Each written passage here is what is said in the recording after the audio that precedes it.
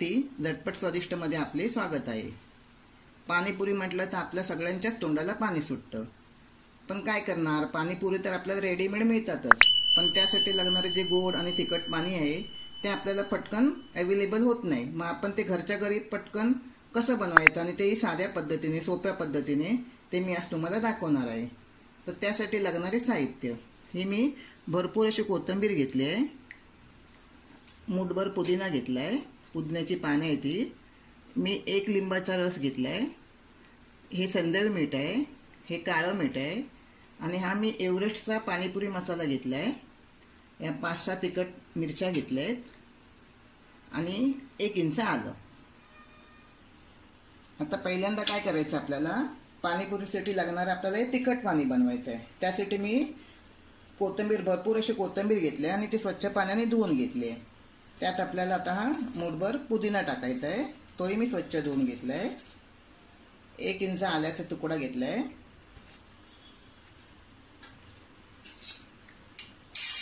या मी 5 लवंग्या मिरच्या घेतल्या, त्या तिखट आहेत, तिखट तुम्ही आवडीनुसार घेऊ शकता। जर आपल्या घरात लहान मुलं असेल तर आपण तिखट कमी घेऊ शकता। हा 1 लिंबाचा रस आहे,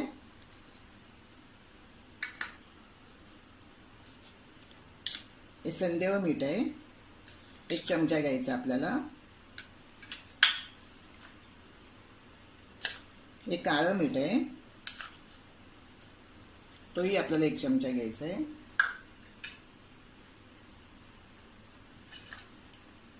आणि हा एव्हरेस्टचा मसाला, तोही 1 चमचा घ्यायचा आपल्याला। आता आपण 1 चमचा घेऊ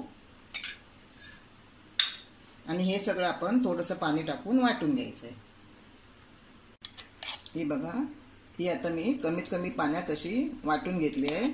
अगदी वाटताना माझा ठसका लागला, अगदी ठसकेबाज आहे, आणि वासही खूप छान येतोय, त्याचा सुगंध, आणि आपल्याला कमीत कमी पाण्यातच अशी वाटून घ्यायची आहे। आता आपण पाणीपुरीचं पाणी बनवूया। आता आपण तिखट पाणी बनवूया। हे 2 चमचे मी, हा जो वाटला आपण हिरवा आता जो पाणीपुरीसाठी केलेला मसाला, तो घेऊया। त्याच्यामध्ये मी मिक्सरमध्ये जे वाटून जे पाणी आपलं राहिलं होतं ते घेते, मिक्सर धुवून घेतलं आहे, आणि आपल्याला ते पाणी पातळच बनवायचं आहे। आता आपण अजून थोडं पाणी याच्यामध्ये घालूया। आता यात मी हा एव्हरेस्टचा पाणीपुरी मसाला आहे, रेडीमेड आपल्याला मिळतो, मी मगाशी 1 चमचा टाकला होता, आता आपल्याला अजून 1 चमचा टाकायचा आहे, कारण त्यांनीच याची चव खूप छान येते। थोडंसं आपल्याला हे संदेव मीठ घ्यायचं आहे, आणि हे काळं मीठ, ते पण आपण अंदाजानेच घ्यायचं आहे। आपण पाहिजे तर पाणी पूर्ण तयार झाल्यानंतर थोडं टेस्ट करून बघायचं आहे। आता आपलं हे पाणी पाणीपुरीसाठी तयार। कधी कधी काय होतं, ज्यावेळेला आता आपल्याला पाणीपुरी खायची नाही आहे, पण ज्यावेळेला पाणीपुरी आपण सर्व करणार आहोत त्यावेळेला तिखट पाणीत आपण खारी बुंदी टाकणार आहोत। आता आपलं हे तिखट पाणी तयार आहे। आता आपल्याला पाणीपुरीसाठी लागणारं गोड पाणी बघूया। त्यासाठी लागणारे साहित्य आहे, हे खजूर आहेत, मी ह्या वाटीनेच 1.5 वाटी खजूर घेतला आहे, आणि ह्याच वाटीने मी 1.5 वाटी गूळ घेतला आहे, आणि 1 वाटी चिंच घेतली आहे। खजूर मी पूर्णपणे आतल्या बिया काढून घेतल्या आहेत आणि स्वच्छ धुवून घेतल्या आहेत, तसेच मी चिंचेच्या सुद्धा आतमधल्या बिया काढून घेतल्या आहेत आणि स्वच्छ धुवून घेतले। आणि हे जिरा पावडर आहे, भाजून घेतलेली जिरा पावडर। आता आपण सर्वप्रथम याला, आणि हे मीठ आहे थोडंसं। आता आपल्याला काय करायचं आहे, हे सगळं एकत्र आपल्याला टोपात टाकून उकळून घ्यायचं आहे। हे सगळे खजूर आपण टोपात टाकूया, गॅस मी चालू केला आहे। हे चिंच टाकूया, हा गूळ घेऊया, आणि याच्यामध्ये आपण थोडं पाणी टाकूया, चिंच शिजेपर्यंत, म्हणजे सगळं साहित्य आतमध्ये मिक्स होईपर्यंत पाणी टाकूया। थोडं व्यवस्थित आपण हे ढवळून घेऊया। याच्यामध्येच थोडंसं आपण चवीनुसार थोडंसं मीठ टाकायचं आपल्याला, चिमूटभर, आणि माझी जिरा पावडर आहे भाजलेली, ती थोडीशी टाकायची आहे, अर्धा चमचा, आणि हे आपण व्यवस्थितपणे उकळून घेऊया. छान एक चांगली व्यवस्थित उकळी आली पाहिजे. उकळल्याने काय होतं, आपलं त्याची टेस्ट खूप छान लागते. म्हणजे कच्चेपणा वाटत नाही आणि ज्या वेळेला आपण जी खातो त्यावेळेला आपल्याला खूप सुंदर छान चव येते त्याची. आपल्याला हे असं सतत ढवळत राहायचं आहे. गॅस मध्यमच ठेवायचा आपल्याला आणि छान उकळी आली की गॅस बंद करायचा आहे. हे बघा आता कशी छान उकळी आली एकदम व्यवस्थितपणे. सगळे गूळ वगैरे त्यात छानपैकी विरघळला आहे. आता आपण हा गॅस बंद करूया आणि थंड होईपर्यंत वाट बघूया. थंड झाल्यानंतर आपण वाटून घेऊया. मी गॅस बंद करते. ही बघा, ही आपली आता चिंच गूळ खजुराची चटणी वाटून झाली आहे. आता हिला आपण एका चाळणीच्या मदतीने गाळून घ्यायची आहे.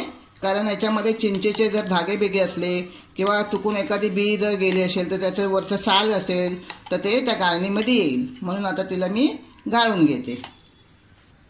आता आपण तिला या गाळणीच्या साहाय्याने थोडी गाळून घेऊया. ही घट्ट असल्यामुळे आपल्याला हिला थोडी चमच्याने हलवून तिथं खाली चटणी गाळून घ्यायची.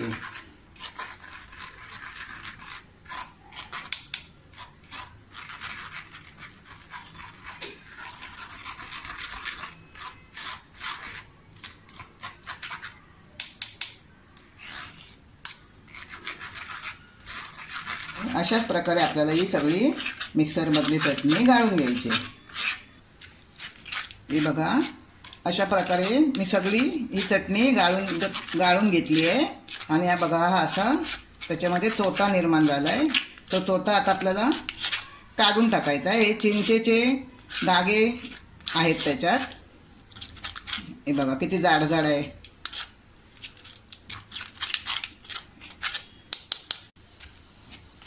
आता आपली चटणी पूर्णपणे गाळून झाली आहे. आता मी हा बघा असा गाळ आला आहे, फेकून देते आणि आपली चटणी तयार आहे. ही चिंच गूळ आणि खजुराची गोड चटणी तुम्ही ओळ्या भेळीबरोबर, पॅटीस बरोबर, पुन्हा शेवपुरी, पुन्हा आपण जर एखाद्या वेळी दहीवडे बनवतो त्याच्यामध्ये सुद्धा आपण ही वापरू शकतो. आणि ही आपली फ्रीजमध्ये ही मी घट्टच ठेवली आहे. कारण मला घरात आमच्या सगळ्यांना घट्ट चटणी आवडते. जर तुम्हाला पातळ करायची असेल तर तुम्ही थोडं पाणी टाकून ती पातळ करू शकता. आता ही चटणी जास्त आहे म्हणून मी जास्त पातळ करू शकत नाही. आणि ही अशीच आपण फ्रीजमध्ये जर ठेवली डब्यात भरून तर 15 दिवसही आपण नंतर तिला वापरू शकतो. जर तुम्ही माझ्या चॅनलला पहिल्यांदाच असाल तर माझ्या चॅनलला सबस्क्राईब करा, माझा व्हिडिओ शेअर करा आणि लाईक करा.